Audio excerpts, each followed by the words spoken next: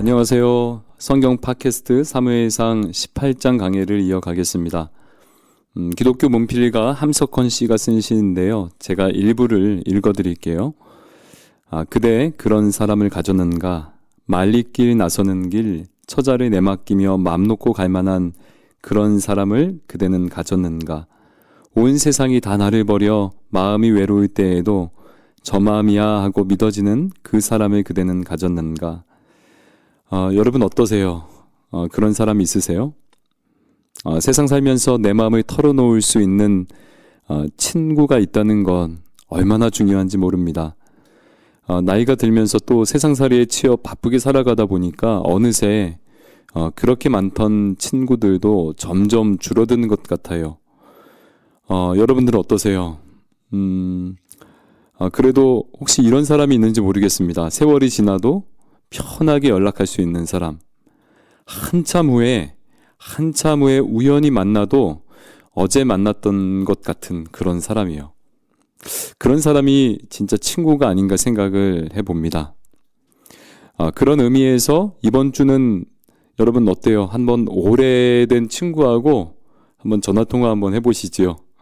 안 그래도 이번 주 더원 예배 설교가 화평인데요. 다시 한번 그 친구와 그 평화로울 때를 떠올리면서 한번 통화 한번 해보시는 것도 좋을 것 같습니다. 사실 오늘 본문은 다윗의 가장 좋은 친구 요나단이 등장하는 내용입니다. 사실 친구라고 하기에는 나이 차이가 나지만 그래도 이 둘은 성경에서 아주 대표적인 우정을 보여주는 그러한 인물들이죠. 지난 시간 우리 안 목사님이 17장 강해를 아주 은혜롭게 잘 해주셔서 개인적으로 참 은혜 받았습니다. 예수님의 면모를 볼 수 있는 다윗, 소년 다윗이 하나님 주권적인 믿음을 가지고 골리앗이라는 위기에서 나라를 구하게 되죠. 그리고 오늘 18장은 이스라엘을 구한 다윗의 행로를 우리에게 보여주고 있습니다. 이제 이 다윗이요, 소년 다윗이 점점 역사의 전면에 나타나고 드러나는 것을 확인할 수 있죠. 오늘 18장 전체 내용은 이렇습니다. 골리앗을 이긴 다윗이요 사울의 군대 장관이 되고 왕자 요나단의 지지까지 받습니다. 시간이 지날수록 왕의 신하들과 백성들에게까지도 인정받고 사랑받게 되죠. 어느 날 전장에 복귀할 때 여인들의 노랫소리에 사울이 아주 뿔이 납니다. 아주 불쾌하게 여겨서 그때부터 다윗을 죽이려 하지만 하나님이 보호해 주십니다. 그렇게 사울은 다윗을 해하려고 하나 뜻대로 되지 않았고 오히려 주위 사람들이 다윗을 더 사랑하자 사울은 점점 다윗을 멀리하고 평생 대적으로 여기게 되는 내용을 오늘 18장이 담고 있습니다. 그런데 오늘 여러분과 나눌 내용은요, 조금 짧게 나누도록 하겠습니다. 1절에서 5절까지 한번 첫 번째 단락을 한번 보기 원하는데요. 자, 1절을 한번 읽어봅시다. 이렇게 돼 있죠. 다윗이 사울에게 말하기를 마침에 요나단의 마음이 다윗의 마음과 하나가 되어 요나단이 그를 자기 생명같이 사랑하니라. 이제 블레셋 장수를 죽여 승리한 다윗을 보고 요나단이 말한 것이죠. 사랑했다라고 그렇게 말합니다. 지금 성경이 1절에 뭐라고 말하냐면 자기 생명같이 사랑했다라고 해요. 혹자들은 이 본문을 가지고 사실 말도 안 되는 동성애를 옹호하기도 합니다. 동성 간의 사랑이 아니냐고 황당한 해석을 하지요. 그러나 여러분 오늘 18장을 쭉 살펴보면 요나단만 다윗을 사랑한 것이 아니에요. 16절을 보면 온 이스라엘과 유다가 다윗을 사랑했다라고 말합니다. 그럼 왜 요나단은 다윗을 자기 생명같이 사랑했을까요? 단순하게 다윗이 이스라엘을 위기에서 구했기 때문이었을까요? 만일 그렇다면 아마 기자는 이렇게 말하면 더 우리에게 잘 전달이 되었을 거예요. 전쟁에서 승리한 다윗을 요나단이 사랑하였더라 라고 말입니다. 그런데 오늘 성경에서 그 이유를 정확하게 명확하게 말하지 않고 그냥 대뜸 요나단의 마음이 다윗의 마음과 하나가 되어 요나단이 그를 생명같이 사랑했다라고 말하죠. 여러분, 한 가지 질문이 생겨요. 어떻게 서로 이야기를 건네보지 않은 사이에 마음이 하나가 될 수 있을까? 요나단은 다윗의 놀라운 행보를 보고 눈으로 지켜보면서 흠모할 수 있었을 것 같아요. 아, 정말 멋지다. 정말 하나님의 사람이구나. 라고 그렇게 다윗을 존경하고 사랑했을지 모릅니다. 그런데 여러분, 다윗은 요나단은 잘 모르지 않습니까? 이야기 건네본 적이 없어요. 한솥밥을 먹으면서 수십 년간 아침에 같이 눈을 뜬 부부도 사실 때로는 서로 마음을 잘 모를 때가 많아요. 하나 되기 어려운 게 현실이죠. 둘이 하나가 된다는 것 정말 어렵습니다.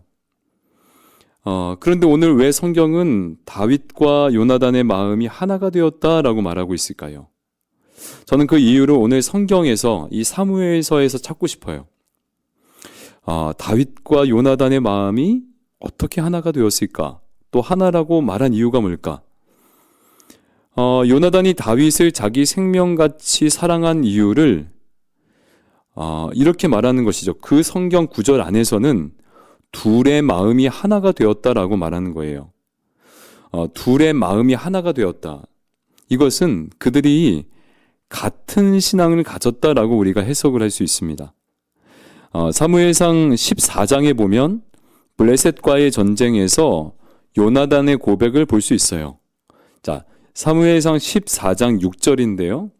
한번 같이 읽어보죠. 요나단이 자기의 무기를 든 소년에게 이르되 우리가 이 할례 받지 않은 자들에게로 건너가자. 여호와께서 우리를 위하여 일하실까 하노라. 여호와의 구원은 사람이 많고 적음에 달리지 아니하였느니라. 해변의 모래와 같이 많은 수의 적을 향해서 이 요나단이 뭐라고 하냐면 할례 받지 않은 자들이라고 말하는 거예요. 여러분, 이런 믿음은 바로 살아계시는 하나님을 인지하고 있었기 때문이죠. 즉 하나님의 주권에 대한 믿음이 요나단에게 있었기 때문에 이렇게 고백할 수 있었던 거예요. 온 세상을 다스리시며 모든 전쟁의 성패가 하나님께 달려있다는 믿음 말입니다. 그런데요, 여러분, 이는 우리가 지난 시간 보았던 골리앗을 이긴 다윗의 신앙과도 일맥상통하죠. 사무엘상 17장 26절에 보니까 이렇게 돼 있어요. 다윗이 곁에 서 있는 사람들에게 말하여 이르되 이 블레셋 사람을 죽여 이스라엘의 치욕을 제거하는 사람에게는 어떠한 대우를 하겠느냐. 이 할례 받지 않은 블레셋 사람이 누구이기에 살아계시는 하나님의 군대를 모욕하겠느냐라고 했습니다.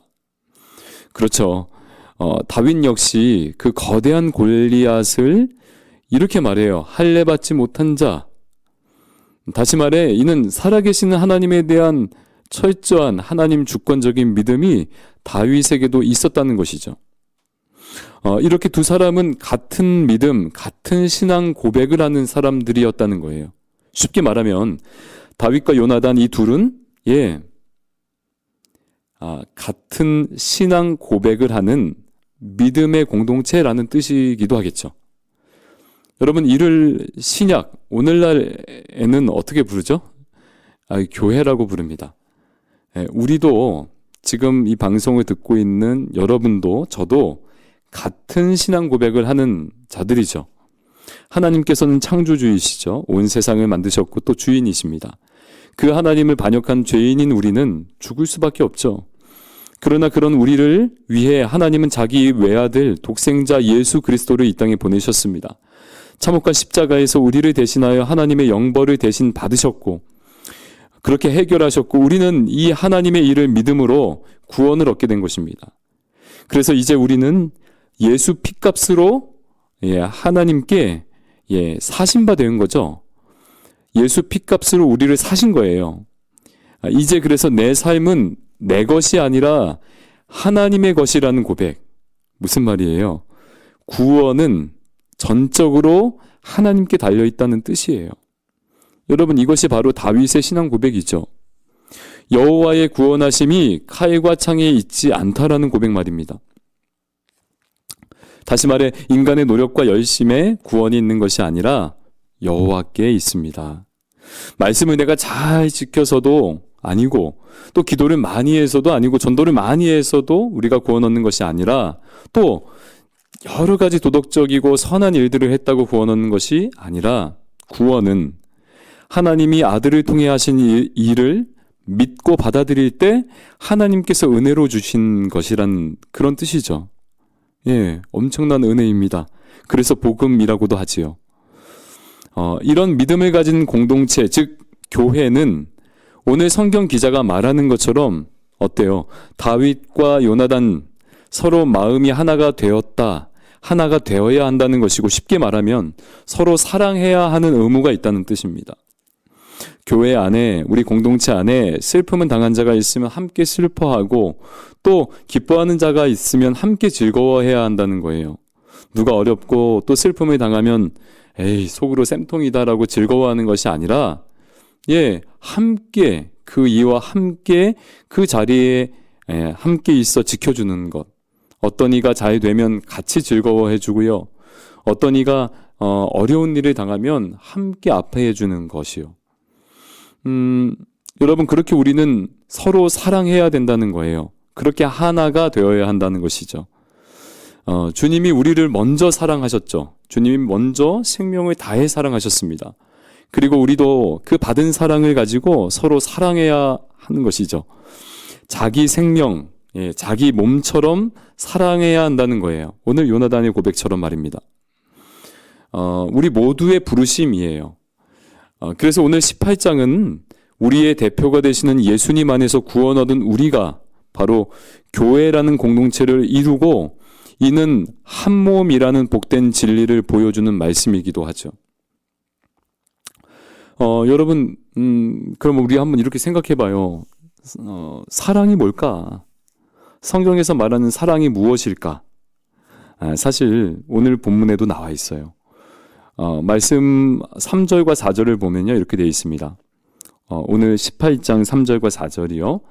요나단은 다윗을 자기 생명같이 사랑하여 더불어 언약을 맺었으며 요나단이 자기가 입었던 겉옷을 벗어 다윗에게 주었고 자기의 군복과 칼과 활과 띠로 그리하였더라.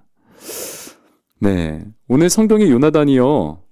다윗을 사랑했는데 이렇게 말하죠. 언약을 맺었다라고 말해요. 언약은 약속 혹은 계약을 뜻하죠. 그런데 절대 깨지지 않는 계약, 약속이라는 뜻이에요. 그럼 무슨 내용의 약속이었을까요? 오늘 이 내용을 오늘 이 본문에는 나와 있지 않지만요.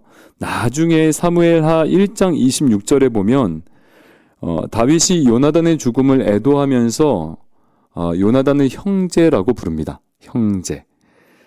이 사실을 미루어 보아 이 언약은 관계적인 언약, 서로 끊을 수 없는 형제의 연을 맺은 약속이라고 우리가 생각할 수 있어요. 형제요. 다시 말해 한 핏줄이 되었다는 거예요. 가족이 되었다는 것이죠. 여러분, 사실 사람은 늘 동일할 수 없습니다. 시시각각 변하는 것이 사람 마음이에요. 그래서 상황이 변하고 또 세월이 가면 어떻습니까? 서로 섬기고 사랑하는 그 마음도 변할 수 있어요. 왜냐하면 늘 사랑스럽지 않거든요. 저도 마찬가지고 여러분도 마찬가지고요. 그러나 가족은요. 가족은 어때요? 상황이 변하고 마음이 변해도 가족은 가족입니다. 피로 묶여 있어요. 언약으로 묶여 있습니다. 그래서 사랑스럽지 않아도 형제는 형제예요. 원수 같아도 형제예요. 무슨 말입니까? 기독교적인 사랑에는 바로 피로 세운 의무가 따른다는 거예요. 의무요. 결국 여러분, 우리가 서로 사랑하라는 이 주님의 명령을 따라서 형제가 된 이웃을 사랑하고 섬겨야 되는데 그것은 내가 내 마음에 늘 사랑이 넘쳐나고 여유가 막 있을 때만이 아니라 사랑스럽지 않아도요. 상대가 나에게 그렇게 대하지 않아도요. 사랑하는 훈련을 하는 것이 바로 저와 여러분들의 부르심이라는 뜻이죠. 여러분 사실 세상의 사랑은 자연스럽습니다. 예쁘고 잘생기고 키 크고 매너 좋고 게다가 능력까지 있으면 어때요? 엄청 사랑하고 싶죠. 사랑이 샘솟습니다. 넘쳐나죠? 말 안 해도 열심히 섬길 수 있을 것 같아요. 밤새서 기다릴 수도 있을 것 같고요. 그녀가 오는 길에 낙엽으로 장식해 놓을 수도 있을 것 같아요. 그러나 우리 모든 사람에게 또 그리고 늘 항상 우리 마음은 그렇지 않아요. 변하죠. 때로는 막 우리 안에 막 치열하게 찾아도 사랑이 없다는 것을 발견합니다. 그래서 어때요? 우리가 기도하는 것이죠. 은혜를 구하는 거예요. 여러분, 그래서 우리가 늘 기억해야 됩니다. 우리 공동체는요, 그리스도의 피로 한 몸이 된 가족이다라는 것을 기억해야 돼요. 이것은 명령이에요. 서로 사랑하는 훈련을 해야 되는 그러한 성도의 의무가 있다는 것을 기억하고 여러분, 우리가 서로 노력해야 됩니다. 서로 그렇게 성장해야 되고요, 성숙해야 돼요. 그래서 에베소서에 보면 어때요? 각 마디가 연결되어서 서로 도움을 얻으면서 장성한 분량까지 자라간다고 하잖아요. 자, 4절을 한번 보면요, 그 사랑이 어떤 것인지 조금 더 구체적으로 나와 있어요. 4절이요. 요나단이 자기가 입었던 겉옷을 벗어 다윗에게 주었고 자기의 군복과 칼과 활과 띠도 그리하였더라. 언약을 맺은 증표로서 요나단이요, 다윗에게 준 물건들이에요. 선물이죠. 겉옷을 벗어서 주었고요. 군복과 무기들도 그에게 주었습니다. 그냥 우리가 언뜻 보기에도 아주 중요한 물건들이에요. 그 중에 특히 요나단의 겉옷은요, 아주 특별한 의미가 있어요. 여러분, 그 영화 상위원인가 아시죠? 왕이 입는 옷을 소재로 한 영화가 있어요. 조선시대에 왕이 입었던 옷이 그 붉은색의 곤룡포? 발음이 안 되네. 곤룡포였다라고 해요. 이 옷은 오직 왕만이 입을 수 있었고요. 그래서 그 옷에는 신분을 상징하는 수가 놓여져 있습니다. 그러니까 즉 그 옷은 사람의 신분을 나타내주는 기능이 있다는 것이죠. 오늘날 여러 가지 옷들에게도 있죠.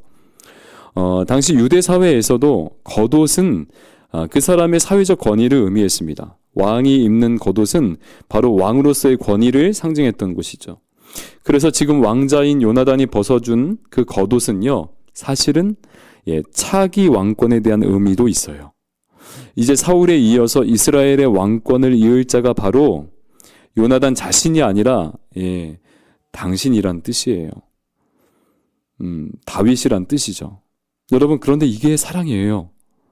자기의 권위를 내려놓을 수 있는 것이요. 어쩌면 비교가 됩니다. 아버지 사울은 왕권을 유지하기 위해서 아등바등하고 있죠.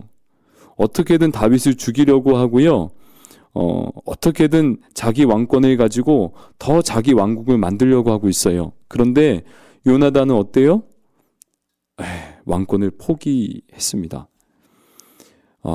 내려놓은 것이죠. 여러분, 우리가 해야 하는 사랑의 훈련이 바로 이런 것이에요. 자기 권리를 포기하는 것이요. 내가 이 공동체 안에서 내가 이러한 대우와 이러한 권리를 누릴 수 있지만 포기하는 것이요. 어쩌면 이 방송을 듣고 있는 우리 마을원들, 우리 모든 이 부서원들, 그 중에서도 특히 리더들은 더더욱 이 훈련을 해야 되는 것이죠. 자기 권리를 포기하는 것이요. 쉽지 않습니다. 언제나 우리는 내가 왕이 되기 원하죠. 내가 주목받기 원하고요. 내 경험과 생각과 내 의지가 가장 믿을만하다고 우리 스스로 생각할 때가 많아요. 그래서 교회 내에서 내 뜻과 내 방식대로 하나님과 또 교회를, 성도를 섬길 때가 너무나 많죠. 그리고 내 뜻과 내 생각에 맞지 않으면 어때요? 나를 바꿔야 되는데 그 내 권리와 내 주장을 내려놓지 못하고 교회를 바꾸려고 하고요. 교회를 옮기려고 하고요. 하나님을 바꾸려고 해요. 그런데 여러분, 주님을 생각해 보십시오. 오늘 이 요나단과 함께 주님을 한번 생각해 보세요. 주님이 무엇을 내려놓았는지. 우리 같은 별 볼 일 없는 죄인들을 위해서 하늘 보좌 영광을 뒤로 하고 이 땅에 오셨죠. 여러분, 어찌 요나단이 내어준 이스라엘의 왕권과 비교가 되겠습니까? 주님의 이 놀라운 십자가 사랑을 아는 사람은 오늘 요나단처럼 자기 왕권을 흔쾌히 내려놓을 수 있는 것이죠. 지난주 제 설교를 기억할지 모르겠어요. 우리의 영광, 우리의 왕권, 나를 포기하고 내려놓을 때, 주님과 나만이 아는 그 기쁨이 밀려온다. 여러분, 그렇습니다. 자기 왕권을 내주면서 모든 사람의 종이 되는 사람이 바로 진짜 신자예요. 진짜 신자예요. 그래서 교회 내에서 우리는 이 사랑의 훈련, 나를 내려놓고 다른 일을 섬기면서 내 왕권을 자꾸만 포기해야 하는 훈련을 계속해야 됩니다. 사랑으로 자기 왕권을 주님께 내어주면서 다른 지체들 앞에서 내 권리를 과감하게 포기할 수 있는 사람이 되어가도록 여러분 함께 노력해야 됩니다. 자, 말씀을 한번 맺을게요. 요즘 참 매체를 통해서 접하는 소식들은 참 우리 기쁨을 앗아가는 것 같아요. 가슴을 먹먹하게 합니다. 자기 이권 다툼을 하는데 바쁘고요. 자기 배를 채우는데 모두가 다 혈안이 돼 있죠. 왜 그러냐면 이 세상에는 사랑이 없기 때문이에요. 자기를 포기하는 사랑이 없고 이웃을 자기 생명처럼 사랑하는 사람들이 그러한 사랑이 없기 때문이죠. 여러분, 우리 교회마저도 이러한 냉랭한 사회가 되면 안 되겠죠. 서로 사랑해야 됩니다. 서로 사랑할 만해서가 아니고요. 서로 사랑해야 돼요. 여러분, 주님도 우리가 사랑할 만해서 우리를 위해서 십자가에서 자기 생명을 주신 것이 아니죠. 네, 교회 안에서 주님께서 하신 그 사랑으로 여러분 서로 사랑의 훈련을 했으면 좋겠어요. 남을 나처럼 나 자신처럼 여기고 내 생명을 다해서 사랑하는 그런 은혜가 여기 우리 모든 여스름 부서 가운데 있었으면 좋겠습니다. 다른 지체가 아프면 좀 돌아보고요. 연락이 안 되면 연락도 한번 해보고, 또 다른 지체가 기뻐하면 배 아픈 것이 아니고 나도 같이 기뻐하고 즐거워하고요. 여러분, 이런 사랑의 훈련을 하지요. 우리 화평이라는 말씀을 듣고 하나님과 화평하고 세상과 화평할 뿐만 아니라 우리 공동체 안에서 주님 주시는 화평으로 크게 기뻐하는 한 주가 되었으면 좋겠고요. 그렇게 주님 사랑을 알아가는 복된 한 주가 되었으면 좋겠습니다. 여러분, 어쨌든 잘 한 주 보내시고 또 그 다음 주에 함께 은혜 가운데 기쁘게 웃으면서 봤으면 좋겠습니다. 네, 안녕히 계세요.